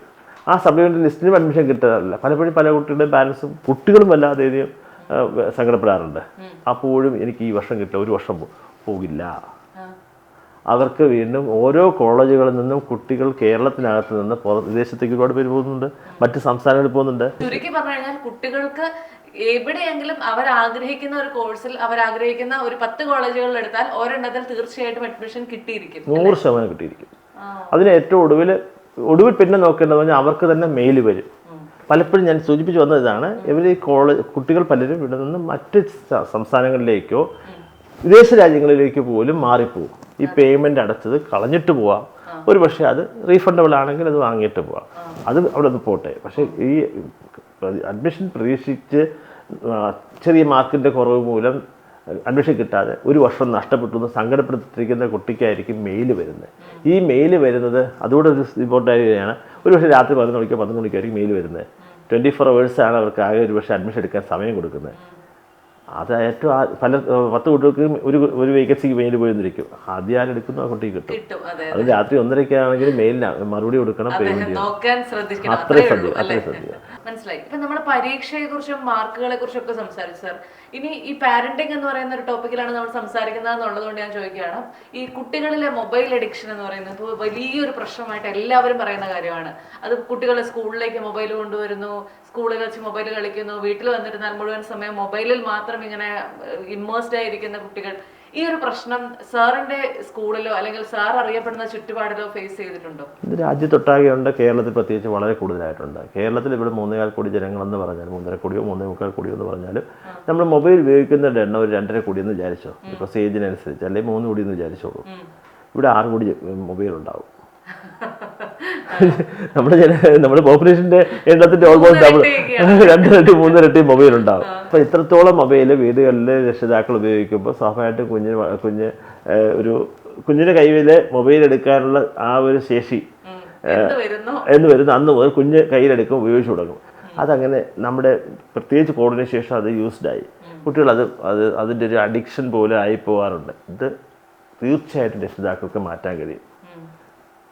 ഒന്ന്, കഴിയുന്നിടത്തോളം, പ്രായോഗികമല്ല എന്നാലും ഞാൻ അതുകൊണ്ടാണ് കഴിയുന്നിടത്തോളം എന്ന് പറയുന്നത്, മാക്സിമം പാരൻസ് കുട്ടികളുടെ സാന്നിധ്യത്തിൽ മൊബൈൽ ഉപയോഗിക്കുന്നതും, പ്രത്യേകിച്ച് ഫുഡ് കഴിക്കുന്ന സമയത്ത് വീട്ടിൽ എല്ലാവരും ഒരുമിച്ച് ഇതുപോലെ നമ്മളിപ്പോൾ വർത്തമാനം പറയുകയാണല്ലോ, അതൊരു ഇൻ്റർവ്യൂ ആയിട്ടൊന്നും ഞാനിന്നെ കാണുന്നേ ഇല്ല. അപ്പോൾ അങ്ങനെ ഇരുന്ന് സംസാരിക്കുന്ന സമയത്ത് ഞാനിപ്പോൾ യഥാർത്ഥത്തിൽ മൊബൈൽ എടുത്തിട്ട് ഞാൻ ഒരു വാട്സപ്പ് നിന്ന് നോക്കിക്കോട്ടെ, ഒരു മെസ്സേജ് മെയിൽ നോക്കണം, മെയിൽ ചെയ്യും എന്ന് പറഞ്ഞു കഴിഞ്ഞാൽ ഭയങ്കര ബോറാവില്ലേ? അതേപോലെ തന്നെയാണ്. അപ്പോൾ വീണ നോക്കില്ല, എനിക്ക് എന്നെ വിളിച്ച് എൻ്റെ സമയം എനിക്കെടുത്തിട്ട് ഒരാൾ വന്നിരുന്നിട്ട്. അപ്പോൾ ഇങ്ങനെയുള്ള ഒരു വിഷമം കുട്ടികൾക്കുണ്ടാവും. കുട്ടികൾക്ക് അതുപോലെയാണ്. എൻ്റെ അമ്മ എന്നോട് സംസാരിക്കാനായിട്ട് സമയം കണ്ടെത്തുന്നില്ല. എനിക്ക് ഒരുപാട് കാര്യം അമ്മയോട് പറയാനുണ്ട്, അച്ഛനോട് പറയാനുണ്ട്. പക്ഷേ അച്ഛനും അമ്മയും രണ്ട് മൊബൈലുമായിട്ടിരിക്കുക. അത് തീർച്ചയായിട്ടും രക്ഷിതാക്കൾക്ക് മാറ്റാൻ കഴിയും. 1. 2, കുട്ടികൾ മൊബൈൽ അല്ലാതെ തന്നെ അമിതമായ മൊബൈൽ ഉപയോഗിക്കുകയാണെങ്കിൽ അവരെ മറ്റ് പല കാര്യങ്ങളിലും എൻഗേജ് ചെയ്യുക. ഏറ്റവും പണ്ടൊക്കെ യഥാർത്ഥത്തിൽ അവർക്ക് കുടുംബമാകുമ്പോൾ ഒരുപാട് കുട്ടികൾ പല പ്രായത്തിലുള്ളവരുണ്ട്. അവർക്ക് കളിക്കാനും ഓടാനും ചാടാനും ഒരുപാട് അവസരങ്ങളുണ്ട്. അതിനുള്ള ലാൻഡും ഉണ്ട്, എല്ലാം ഉണ്ട്. ഇപ്പം അതൊന്നും ഫ്ലാറ്റുകളൊക്കെ ആയിട്ട് മാറിക്കഴിഞ്ഞപ്പോൾ അതില്ല. പക്ഷെ നമുക്ക് ഫ്ലാറ്റിലാകട്ടെ, ചെറിയ മുറികളുള്ള വീടുകളിലാവട്ടെ, വില്ലാസിലാവട്ടെ, സ്വന്തമായിട്ട് കുട്ടിക്ക് അല്ലെങ്കിൽ കുട്ടിയോടൊപ്പം കുറച്ച് നേരം അമ്മയും അച്ഛനും കളിക്കുന്നതൊക്കെ നല്ലതാണ്. ഇനി അതല്ലെങ്കിൽ കുട്ടിക്ക് യഥാർത്ഥത്തിൽ ചെറിയ കുഞ്ഞുങ്ങൾ പ്രായത്തിലാണെങ്കിൽ അവർക്ക് ബിൽഡിംഗ് ബ്ലോക്സോ അല്ലെങ്കിൽ അതുപോലുള്ള കുട്ടികൾ ഇഷ്ടപ്പെടുന്ന ഒരുപാട് മെക്കാനിക്കൽ പണികൾ ചെയ്യാൻ ആൺകുട്ടികൾ ഇഷ്ടപ്പെടും. ഗെയിമുകൾ മീൻസ് ഈ പറഞ്ഞ ആക്ടിവിറ്റീസ് ഉണ്ട്. ഏറ്റവും രസമായിട്ട് പറഞ്ഞാൽ കുട്ടികൾക്ക് യഥാർത്ഥത്തിൽ ഡ്രോയിങ്ങിനും കളറിങ്ങിനും ഒക്കെ ആയിട്ടുള്ള ഇഷ്ടംപോലെ മെറ്റീരിയൽസ് വാങ്ങി കൊടുക്കുക. അതുപോലെ തന്നെ ഞാനൊരു കാര്യം, കോൺസെൻട്രേഷനെ കുറിച്ച് കുട്ടികൾ പലപ്പോഴും പാരൻസിന് വലിയ ഇതാണ്. എൻ്റെ മോന് ഒട്ടും അറ്റൻഷൻ ഇല്ല, അല്ലെങ്കിൽ കോൺസെൻട്രേഷൻ ഇല്ല, പലതും മെമ്മറി ഇല്ല. ഇതൊക്കെ വർദ്ധിപ്പിച്ചെടുക്കാനായിട്ട് തീർച്ചയായിട്ടും കുട്ടികൾക്ക് വീട്ടിൽ തന്നെ ഗ്രോസറീസ്, നമ്മൾ യഥാർത്ഥത്തിൽ കുറച്ച് നെല്ല്, അരി അല്ലെങ്കിൽ പയറ് അല്ലെങ്കിൽ ഇങ്ങനെയുള്ള കുറച്ച് മിക്സ് ചെയ്ത് കുട്ടികൾക്ക് കൊടുത്തു കഴിഞ്ഞാൽ അതെല്ലാം അവർ സോർട്ട് ഔട്ട് ചെയ്ത് തരും. പണ്ടൊക്കെ വീടുകളിലെ അമ്മമാർ ഇത് മനഃപൂർവ്വമായിട്ട് ഇതെല്ലാം അവിടെ മിക്സ് ചെയ്ത് കൊടുക്കും. ഇതെല്ലാം അവിടെ നുള്ളി പറക്കി തടാന്ന് പറയും. ഞാൻ ചെയ്തിട്ടുള്ളതാണ്. അപ്പോൾ അങ്ങനെ വരുമ്പോൾ അതെന്താ, നമ്മളെന്ത് ചെയ്യും, നമുക്കൊരു 4, 5, 6 ടിന്നെടുത്തന്നേക്കും, ചെറിയ വെസൽസ് തന്നത്. ആ വെസൽസിനോട്ട് ഈ പറഞ്ഞ പയറ് വേറെ, ഉഴുന്ന് വേറെ, അരി വേറെ, നെല്ല് വേറെ, ഇങ്ങനെ മാറ്റിയെടുക്കും. എന്തുമാത്രം അന്നൊക്കെ സയൻറ്റിഫിക്കലായിട്ട് അമ്മമാർ നമ്മളെ കോൺസെൻട്രേഷനും അതുപോലെ നമ്മുടെ ബൗദ്ധികമായിട്ടുള്ള ബുദ്ധിവികാസവും ഒക്കെ വളർത്തിയെടുക്കാനായിട്ട് ചെയ്തിരുന്ന കാര്യങ്ങളാണ്. ഇന്നത് പാരൻസിന് ഇത് പ്രായോഗികമാണോന്ന് എനിക്കറിയില്ല. ഞാനൊരു ഉദാഹരണം ഇങ്ങനെ പറഞ്ഞത്, ഇതുപോലുള്ള എന്തെല്ലാം ക്രിയേറ്റീവായിട്ട് അവരുടെ കോൺസെൻട്രേഷൻ ഡെവലപ്പ് ചെയ്യാനായിട്ടും അവരുടെ അറ്റൻഷൻ ഈ മൊബൈലിൽ നിന്ന് ഡൈവേർട്ട് ചെയ്ത് ഇതിലോട്ട് വരുത്താനും ഒക്കെ കഴിയും. അവർക്ക് അമ്മമാർ യഥാർത്ഥത്തിൽ ഉറക്കെ വായിച്ചു കൊടുക്കുക. അവർക്ക് സ്വാഭാവികമായിട്ട് ഇത് വായിക്കുന്നത് കേൾക്കാൻ തന്നെ വളരെ രസകരമാണ്. ഇത് കഴിഞ്ഞ് കുട്ടി യഥാർത്ഥത്തിൽ പക്ഷേ 4, 5, 6, 7 വയസ്സുള്ള കുട്ടി ഈ ബുക്ക് സ്റ്റോറീസ്, എസ്പെഷ്യലി കുട്ടികൾ പലപ്പോഴും സ്റ്റോറീസ് എന്ന് പറയുന്നത് പിക്ടോറിയൽ സ്റ്റോറീസാണ് വായിക്കാൻ ഇഷ്ടപ്പെടുന്നത്, അല്ലാതെ വലിയ ഇതല്ല, നോവലുകളല്ല. അപ്പോൾ ഈ പിക്ടോറിയൽ സ്റ്റോറീസ് ആകുമ്പോഴേക്കും നമ്മൾ 4-5 തവണ ഒരു തവണ അല്ല, പല ദിവസങ്ങളിലായിട്ട് ആവർത്തിച്ച് ഒരേ കാര്യങ്ങൾ വായിക്കാൻ കൊടുക്കുക. കുട്ടിക്ക് യഥാർത്ഥത്തിൽ അക്ഷരം അറിയില്ല, വായിക്കാൻ ശീലമില്ല, പഠിച്ചിട്ടില്ല. പക്ഷേ കുട്ടി കൃത്യമായിട്ട് ആ സ്റ്റോറീസ് വായിച്ച് കേൾപ്പിക്കുമ്പോൾ അതിശയിക്കും. പുറത്തുനിന്ന് ഒരാൾ വന്നാൽ ഒരു പക്ഷേ അച്ഛൻ തന്നെ വന്ന് കേട്ടാൽ അതിശയിക്കും, വായിക്കാൻ പഠിച്ചു. കുട്ടി യഥാർത്ഥത്തിൽ എല്ലാം മെമ്മറൈസ് ചെയ്തു. നേരത്തെ പറഞ്ഞ കുഞ്ഞിൻ്റെ കഥ പോലെയാണ്. അവർക്കിത് പെട്ടെന്ന് അവർക്ക് ആ പിക്ടോറിയൽ റെപ്രസെൻറ്റേഷൻസ് കാണുമ്പോൾ ആ പിക്ചറിനനുസരിച്ച് പറഞ്ഞിരിക്കുന്ന ആ കഥയിൽ അവിടെ എഴുതിയിരിക്കുന്ന കാര്യങ്ങൾ മുഴുവൻ കുട്ടിക്കറിയാം. അത് അതുപോലെ വായിക്കും. അപ്പം ഇങ്ങനെ കുട്ടികളുടെ വായനാശീലവും വർദ്ധിപ്പിക്കാൻ പറ്റും. ഇപ്പൊ സാർ ഇത് പറഞ്ഞപ്പോഴാണ് ഈ വായനാശീലത്തെ കുറിച്ച് ഞാൻ ആലോചിച്ചത്. ഇപ്പൊ എല്ലാവരും പറയുന്നുണ്ട് വായനാശീലം അതിഭീകരമായിട്ട് കുറഞ്ഞുകൊണ്ടിരിക്കുകയാണ്, കുട്ടികളിൽ വായനയേ ഇല്ല എന്നുള്ളത്. ഇതൊരു സത്യമാണോ സർ? ഏറെക്കുറെ സത്യമാണ്. അത് വാസ്തവത്തിൽ അത് പാരൻസ് ഉൾപ്പെടെ ടീച്ചേഴ്സ് മാത്രം വിചാരിച്ചാൽ പോരാ. പാരൻസിനും അതിനൊരു ഉത്തരവാദിത്വമുണ്ട്. മൊബൈൽ ഉപയോഗം പരമാവധി കുറച്ച് കുട്ടികളുടെ സാന്നിധ്യത്തിൽ വായിക്കുന്നതും എഴുതുന്നതും അമ്മ ചെയ്യുന്നത് കണ്ടാൽ അച്ഛൻ ചെയ്യുന്നത് കാണാനും ഒരു അവസരം കുട്ടികൾക്ക്, പ്രത്യേകിച്ച് ആൺകുട്ടികളെ പോലുള്ള കിട്ടുകയാണെങ്കിൽ കുട്ടിക്ക് ഇത് അവരുടെ ഒരു ജീവിതത്തിൻ്റെ ഭാഗമാണ്. ഞാൻ വളരുമ്പോഴിതുപോലെ എനിക്ക് എൻ്റെ അമ്മയെ, ആദ്യം കുട്ടികൾ വളർന്നു വരുമ്പോഴേക്കും ആദ്യം അമ്മ എന്താണോ അതുപോലെ ആകണം, അച്ഛൻ എന്താണോ അതുപോലെ ആകണം. പിന്നെയാണ് അധ്യാപകരൊക്കെ തുടങ്ങുമ്പോൾ അധ്യാപകരെ പോലെ ആകണം. പിന്നെയാണ് വഴിയിലുള്ള ട്രാഫിക് പോലീസിനെ കാണുമ്പോൾ ട്രാഫിക് പോലീസുകാരനാവണം. ഇങ്ങനെയൊക്കെ കുട്ടികളുടെ ആഗ്രഹങ്ങളുടെ ഡിഫറൻ്റാണ്. അപ്പോൾ ഈ രീതി കുട്ടികളെ യഥാർത്ഥത്തിൽ വളർത്തുന്ന രക്ഷിതാക്കൾ ചെയ്യേണ്ടത്, കുട്ടികൾക്ക് അവരുടെ രക്ഷിതാക്കളായിട്ട് അമ്മയായിട്ടും അച്ഛനായിട്ടും മാതൃക കാണിക്കാൻ കഴിയണം. അപ്പോൾ അവർ വായിച്ചാൽ കുട്ടികൾ വായിക്കും. പിന്നെ സ്വാഭാവികമായിട്ടും ഉറക്കെ വായിച്ച് കുട്ടികളെ പരിശീലിപ്പിച്ചാൽ ഇതിപ്പോൾ വളരെ കുറവാണ്. പക്ഷേ എന്നാലും അവർക്കത് വായിക്കാനുള്ള ആഗ്രഹം തോന്നും. ഇപ്പോൾ ഏറ്റവും വലിയൊരു നല്ലൊരു എക്സാമ്പിൾ പറഞ്ഞു കഴിഞ്ഞാൽ നമ്മുടെ യഥാർത്ഥത്തിൽ പൃഥ്വിരാജിനെക്കുറിച്ച് പലർക്കും പല അഭിപ്രായങ്ങളുണ്ടാവും. പൃഥ്വിരാജും അതുപോലെ തന്നെ ഇന്ദ്രജിത്തും രണ്ടുപേരും സുകുമാരൻ അന്ന് പഠിപ്പിച്ചത് സൈനിക് സ്കൂളിലാണ്. ആ സൈനിക് സ്കൂൾ ലൈബ്രറി മുഴുവൻ രണ്ടുപേരും വായിച്ചിട്ടുണ്ട്. പ്രത്യേകിച്ച് പൃഥ്വിരാജൻ അവിടെ വായിക്കാത്ത ബുക്ക് ഉണ്ടാവില്ല എന്നാണ് പറയുന്നത്. മാത്രവുമല്ല സുകുമാരൻ എന്ന് പറയുന്ന അതുല്യനായ നടൻ ഏറ്റവും വലിയ മക്കളെ വളർത്തിയപ്പോഴുള്ള സംഭാവന എന്ന് പറയുന്നത് വീട് മുഴുവൻ ലൈബ്രറി ആയിരുന്നു. ഇത് ഏറെക്കുറെ അവർ വായിച്ചു വളർന്നു. അപ്പോൾ ഇങ്ങനെയുള്ളൊരു ഫെസിലിറ്റി ഇപ്പോഴും ചെയ്യുന്ന ഒരുപാട് രക്ഷിതാക്കൾ ഉണ്ട്. അങ്ങനെ ആകുമ്പോൾ കുട്ടികൾ തീർച്ചയായിട്ടും വായന ഇഷ്ടപ്പെടും. ജ്യോതി സ്കൂള് ഒരു പാരന്റിങ് എന്ന് പറയുന്ന ആ ഒരു ഏരിയയിലേക്ക് ഏതൊക്കെ തരത്തിലുള്ള ഫോക്കസ് ആണ് കൊടുക്കുന്നത്? നമ്മൾ കൂടുതലും രക്ഷിതാക്കളെയാണോ കൗൺസിൽ ചെയ്യുന്നത്, കുഞ്ഞുങ്ങളെയാണോ കൗൺസിൽ ചെയ്യുന്നത്, അതോ രണ്ടുപേർക്കും ഈക്വൽ ആയിട്ടാണോ കൊടുക്കുന്നത്? എന്തൊക്കെയാണ് ചെയ്യുന്നത്? നമ്മൾ യഥാർത്ഥത്തിൽ ഏറ്റവും കൂടുതൽ കുട്ടികളുടെ ഓരോ ഏജ് ഗ്രൂപ്പിനനുസരിച്ച് അവരോട് ടീച്ചേഴ്സ് തന്നെ ആവശ്യം വേണ്ടുന്ന ഇൻഫർമേഷൻസ് കൊടുക്കാറുണ്ട്. അതുപോലെ പുറത്തു നിന്നുള്ള നല്ല റിസോഴ്സ് പേഴ്സൺസിൻ്റെ ക്ലാസ്സസ് കൊടുക്കാറുണ്ട്. ഇപ്പം മോഹൻലാലിൻ്റെ തന്നെ വിശ്വശാന്തി ഫൗണ്ടേഷൻ ഉണ്ട്. അത് ഞങ്ങളുടെ സ്കൂളിൽ റെഗുലറായിട്ട് ഒരു വർഷത്തിൽ ഒരു 3-4 ടൈംസ് അവരൊരു ടീം 60-80 പേര് ഒരുമിച്ച് വന്നിട്ടാണ് 6-7-8 സ്റ്റുഡൻസിന് വേണ്ടിയിട്ട് വർക്ക്ഷോപ്പ് കണ്ടക്ട് ചെയ്യുന്നത്. അതേപോലെ ഞങ്ങൾ രക്ഷകർത്താക്കൾക്കും ഇപ്പോൾ രക്ഷകർത്താക്കൾ സ്കൂളിൽ വന്ന് പാരൻസ് മീറ്റിങ്ങിന് വിളിച്ചാൽ വരുന്നവരുടെ എണ്ണം വളരെ കുറയുന്നുണ്ട്. ബിക്കോസ് ആരെയും കുറ്റപ്പെടുത്തുന്നില്ല, ബിക്കോസ് എല്ലാവരും ആ സമയമില്ല, എല്ലാവരും തിരക്കേണ്ടതാണ്. അപ്പോൾ അതുകൊണ്ട് നമ്മൾ കൂടുതലും ഓൺലൈൻ മീറ്റിങ്സ് ആയിരിക്കും. അപ്പോൾ ആ ഓൺലൈൻ മീറ്റിങ്ങിൽ തീർച്ചയായിട്ടും പാരൻസ് ലിങ്ക് കൊടുത്തു കഴിഞ്ഞാൽ അവർ ജോയിൻ ചെയ്യും, സീരിയസ് ആയിട്ട് അറ്റൻഡ് ചെയ്യും. ഞങ്ങളുടെ സ്കൂളിനെ സംബന്ധിച്ച് ഒരു 3rd സ്റ്റാൻഡേർഡിൻ്റെ ഒരുമിച്ച് എല്ലാ ക്ലാസ്സിലും മീറ്റിംഗ് വിളിച്ചു കഴിഞ്ഞാൽ എല്ലാ സ്കൂളിലും ചേരാനായിട്ട് 800 കുട്ടികളുടെ പാരൻസ് കാണും. അപ്പോൾ അതിന് ആൻസർ നമ്മൾ കൊടുത്തു കഴിഞ്ഞാൽ തീർച്ചയായിട്ടും പാരൻസ് ഭയങ്കര ഹാപ്പിയാവും. ആണല്ലേ.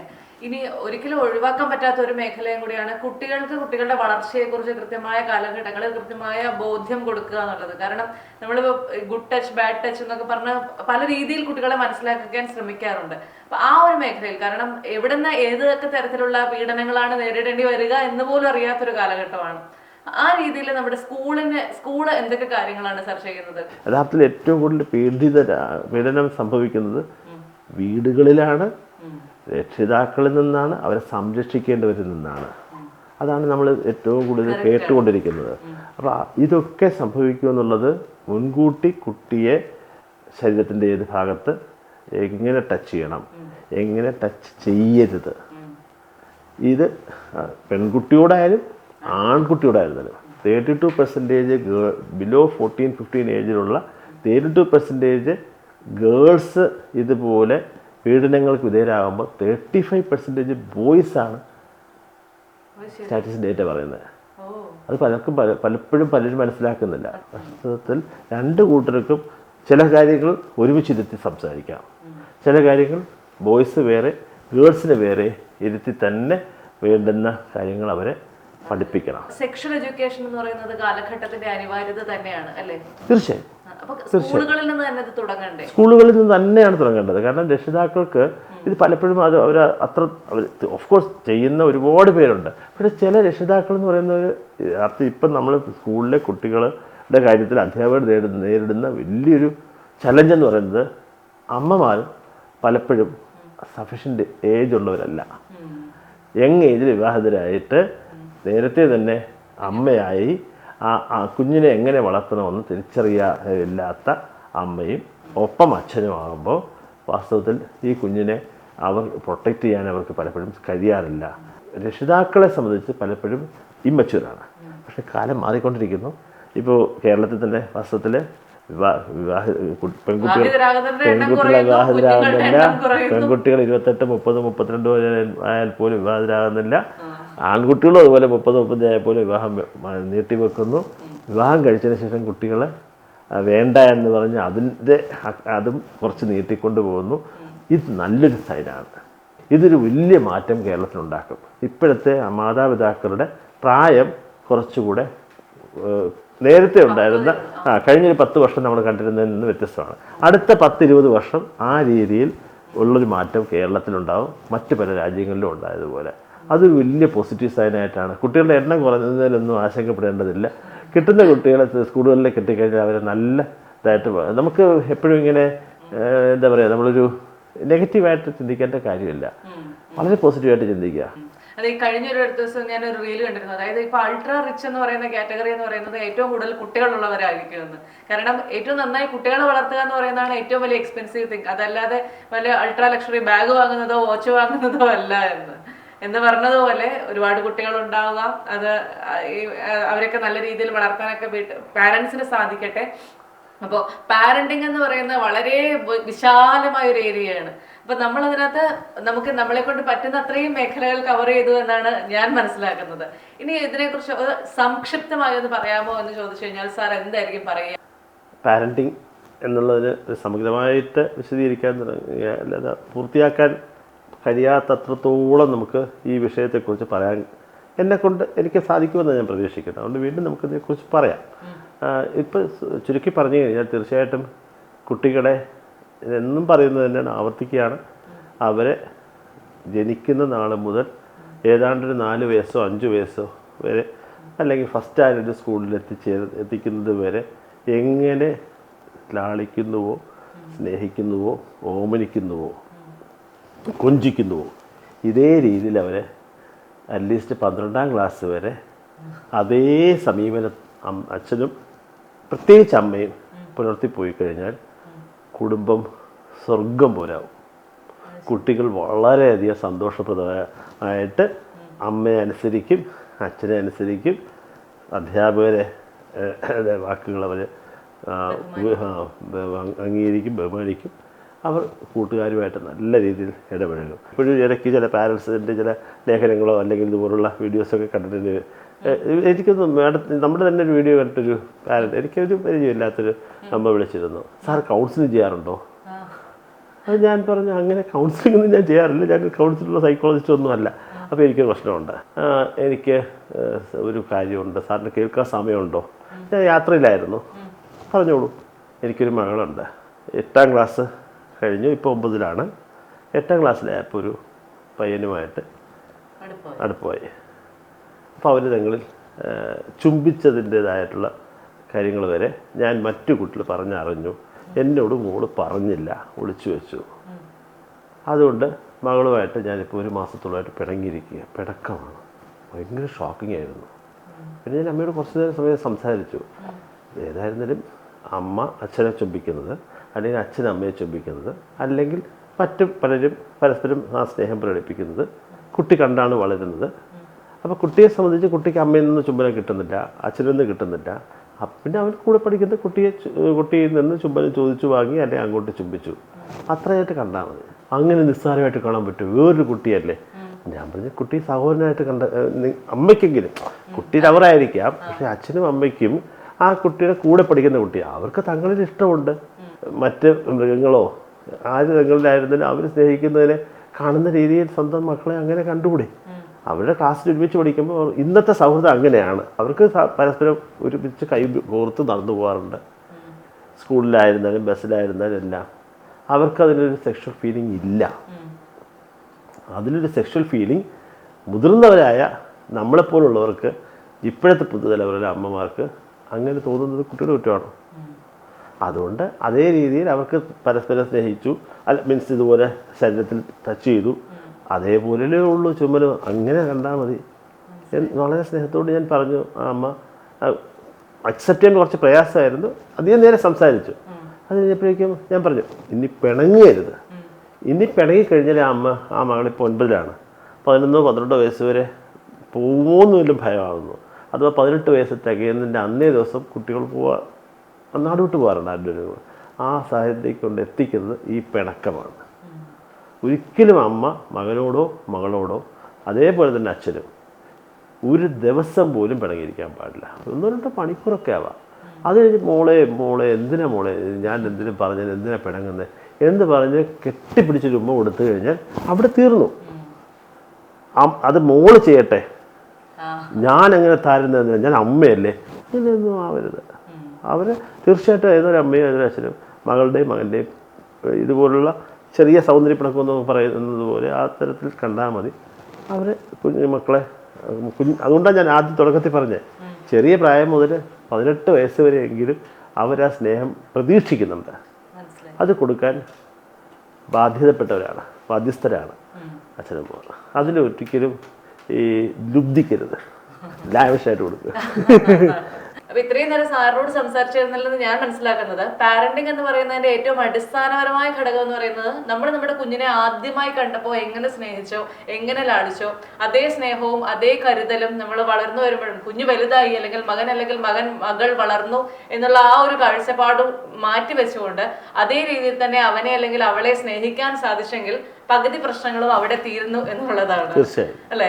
അപ്പൊ ആ രീതിയിൽ തന്നെ സ്നേഹിക്കാനും ആ രീതിയിൽ കുഞ്ഞുങ്ങളെ കൊണ്ടുനടക്കാനും കുഞ്ഞുങ്ങൾക്ക് ഈ അമിത പ്രഷറുകൾ, അനാവശ്യമായ പ്രഷറുകൾ കൊടുക്കാതിരിക്കാനും പാരന്റ്സിന് സാധിക്കട്ടെ. ഈ ഒരു വിഷയത്തിൽ എനിക്കറിയാം സാർ ആദ്യം പറഞ്ഞ പോലെ തീരുന്നില്ല, വിഷയം ഇനിയും കിടക്കുകയാണ്, നമുക്ക് മറ്റൊരു ദിവസം സംസാരിക്കാൻ സാധിക്കട്ടെ. അപ്പൊ സാറിനും ജ്യോതി സെൻട്രൽ സ്കൂളിനും എല്ലാവിധ ആശംസകൾ അറിയിക്കുകയാണ്. Thank you so much sir. Thank you. വീണ്ടും കാണാം നമുക്ക്. തീർച്ചയായിട്ടും നമുക്ക് പരസ്പരം നമ്മളെ മറ്റുള്ളവർ കണ്ടോട്ടെ, അവർ നമ്മളെ കേൾക്കട്ടെ. തീർച്ചയായിട്ടും അതിലൂടെ ഒരു വലിയൊരു മാറ്റം നമ്മുടെ സമൂഹത്തിൽ നമ്മുടെ രക്ഷിതാക്കളുടെ ഉണ്ടാക്കിയെടുക്കാൻ കഴിഞ്ഞാൽ നമ്മുടെ ജീവിത സാഫല്യം വളരെ, എസ്പെഷ്യലി എൻ്റെ സന്തോഷം സാർ. Okay, thank you.